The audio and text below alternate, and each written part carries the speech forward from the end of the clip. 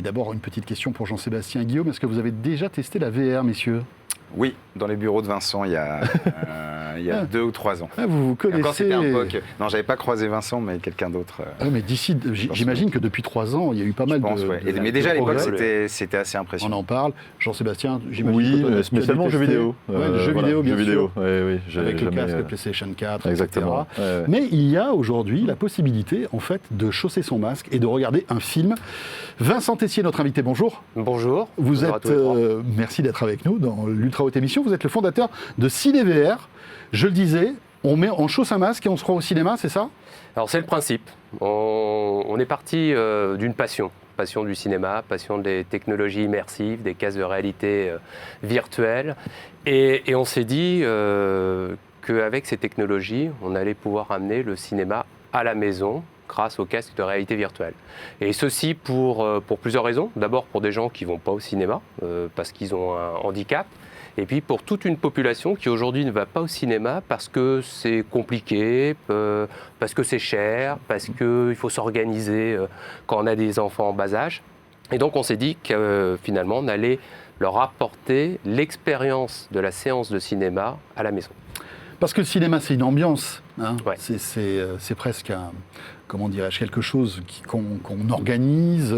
On est content d'aller au cinéma. On va voir de belles images. On va écouter un super son. On va avoir une ambiance. Vous, votre objectif, c'est de recréer tout ça de manière virtuelle ? Exactement. Mais c'était un challenge. C'est un challenge qu'on s'est lancé.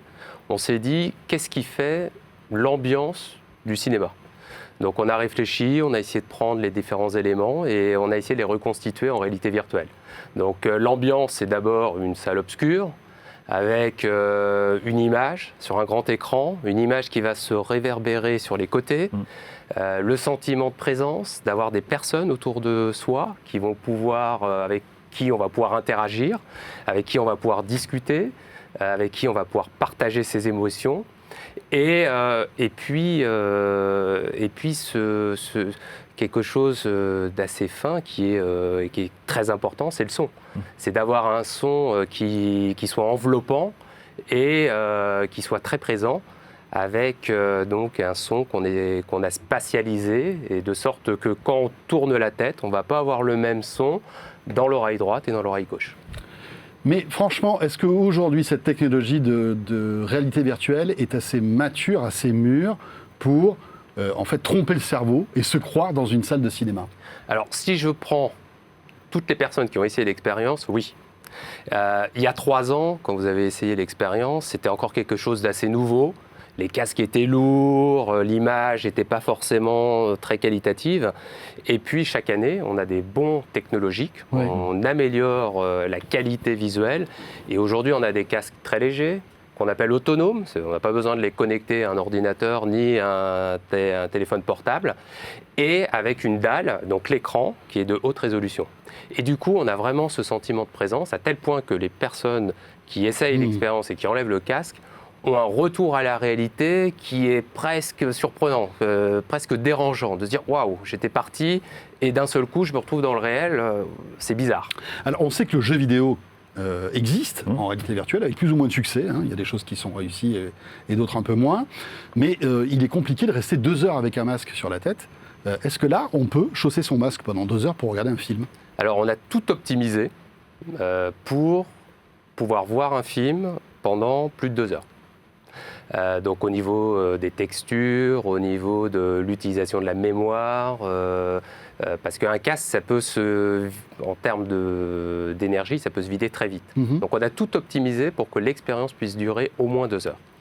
Et aujourd'hui, on peut se mettre dans son canapé, regarder un film et avoir le plaisir de la séance de cinéma. Alors comment ça marche ? Il faut que j'achète moi-même un casque, j'imagine. Quel type de casque ? Est-ce que vous êtes compatible avec plusieurs marques ? Comment ça fonctionne ? Alors oui, il faut acheter un casque. Le casque, ça va être la porte d'entrée vers notre salle de cinéma. Et on est compatible avec tous les casques du marché. Tous sauf un, mais on travaille dessus, qui est PlayStation. Donc on est présent sur toute la gamme des casques Oculus, qui sont aujourd'hui les casques les plus vendus. Il vient de sortir un nouveau Oculus Quest 2 qui a une Quest 2. super qualité. Ouais, qui est assez impressionnant, qui arrive le 15 octobre. Et on est présent sur HTC Vive, on est présent sur tous les casques compatibles WinMR, et on a également des applications iOS et Android pour les personnes qui ont des casques dans lesquels on met son téléphone portable. Oui, comme Samsung ou des choses comme ça. Comme Samsung Gear. Et donc à ce moment-là, donc avec mon masque, je vais dans le magasin d'applications du masque, je télécharge votre application, c'est ça ? Exactement. Et quand vous lancez l'application, vous allez vous retrouver dans un lobby. Donc un lobby futuriste qui est en haut d'une tour avec des nuages partout. Donc, Comme dans un multiplex en fait cinéma du futur. Un multiplex du futur dans lequel on va pouvoir retrouver des personnes. Donc on a 3 modes d'utilisation. On peut aller au cinéma seul. On peut aller à des séances publiques qui sont programmées tous les soirs à 21h. Et là, on va se retrouver avec d'autres spectateurs qu'on ne connaît pas et avec qui on va pouvoir échanger via le micro. Donc là, j'attends que le film commence. Voilà, j'achète mon ticket 15 minutes avant, je rentre dans la salle et à l'heure pile, le film démarre et va être disponible pour toutes les personnes qui seront connectées dans la salle. D'accord. C'est rigolo. Et le dernier, qui nous semble le plus intéressant aujourd'hui, c'est de se dire qu'on va pouvoir prendre le contrôle et qu'un utilisateur va pouvoir programmer sa propre séance en choisissant la date, l'heure, le film, et également envoyer une invitation à ses amis pour qu'ils le retrouvent via un code pour la séance et partager une séance de cinéma ensemble. Alors le cinéma, c'est la diversité du choix, hein. On a beaucoup de choix. Comment avez-vous négocié avec les studios pour avoir les films ? Et est-ce qu'on a les mêmes films que lorsqu'on va au cinéma ? Alors, on parlait de la chronologie des médias tout à l'heure. Aujourd'hui, on est dans la chronologie au niveau de la VOD. Donc peut-être que les choses évolueront et puis qu'un jour on sera peut-être considéré comme un exploitant de cinéma virtuel. Mais aujourd'hui, on est une plateforme VOD. Et dans cette plateforme, on va retrouver des contenus blockbusters. Donc on travaille aujourd'hui avec Sony Pictures.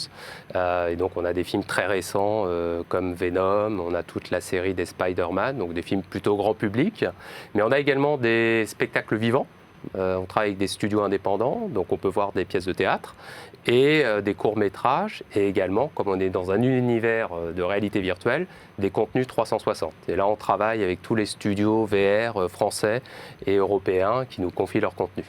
D'accord, donc ce n'est pas tout à fait comme une salle de cinéma où on a les derniers blockbusters. Là, il faut qu'on choisisse un film du catalogue Sony Pictures.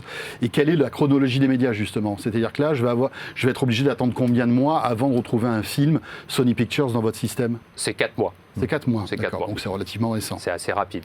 Ok. Et alors, vous avez beaucoup d'utilisateurs qui testent votre service ? Qu'est-ce que ça donne ? L'application a été téléchargée 500 000 fois dans le monde entier. On est présent dans tous les pays. Et aujourd'hui, on a un gros bassin d'audience aux États-Unis. Donc les pays anglo-saxons, ça représente à peu près 50% de notre audience. Et puis ensuite, en Europe, on va avoir l'Allemagne, la France. Et puis ensuite, on va aller en Asie, avec plutôt le Japon et la Corée. Historiquement, au départ, lorsqu'on a lancé notre service, on faisait assez peu de communication, donc c'était des early adopters, plutôt techno, venant plutôt du jeu vidéo, parce que c'est des personnes qui étaient équipées en casque de réalité virtuelle. Et aujourd'hui, on voit que notre audience est en train de se diversifier avec une population plus âgée, plus familiale, une population en fait qui va acheter les casques de réalité virtuelle. Il y a eu beaucoup de ventes à Noël dernier et ça continue. Et pour 200-300 €, ils vont pouvoir acheter un casque et partager des expériences en famille. Combien coûte la séance ? Alors, on a un principe. Comme on est au cinéma, on s'est dit qu'on allait introduire une monnaie virtuelle qui est le popcorn. Donc on achète des pots de popcorn. Pouvoir les manger. On ne peut pas les manger, mais on peut les utiliser. Et les popcorn, on va les utiliser pour louer des films ou pour acheter des salles de cinéma thématiques.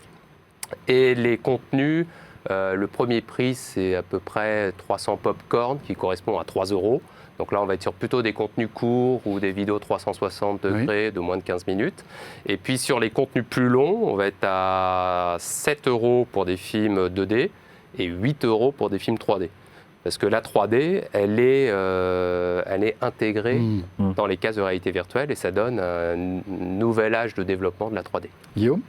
Ouais, j'ai deux questions. J'ai une première question, je me demandais pour les distributeurs, au-delà de Sony justement, est-ce qu'il y a un coût pour eux de proposer les films sur la plateforme ou c'est juste une histoire de droit? Ou est-ce qu'ils doivent créer des fichiers particuliers, enfin adopter une techno particulière pour les diffuser sur le service? Alors non, on prend les contenus vidéo, c'est les mêmes contenus vidéo qui vont envoyer aux autres plateformes VOD. On récupère les mêmes fichiers, on les encode un petit peu différemment. Et ça, c'est vous qui le faites? Et ça, c'est nous qui le faisons. Donc il n'y a pas de coût technique ou d'intégration pour les studios. On fonctionne de la même manière. Et puis ensuite, on a des deals classiques de distribution de contenu. Et j'avais une deuxième question. Je me demandais est-ce qu'un jour, je pourrais retrouver MyCanal, Netflix, est-ce que je pourrais regarder mes plateformes sur l'écran? Alors c'est une super bonne question. Parce qu'on réfléchit. Alors ça existe déjà, hein. Par exemple sur l'Oculus, on peut télécharger l'appli Netflix et on s'installe en fait devant une immense télé. Tu vois, tu mets ton masque. Mais c'est pas une salle de cinéma. C'est pas une salle de cinéma. Hein. Alors peut-être que ça existe, mais moi j'ai testé. Et tu t'assois dans une espèce de chalet américain, tu vois, avec un grand écran et tu t'installes, tu regardes tes trucs. Mais c'est pas très agréable en fait. Moi j'y vois un truc par rapport à la salle de cinéma. Je te laisserai répondre juste après.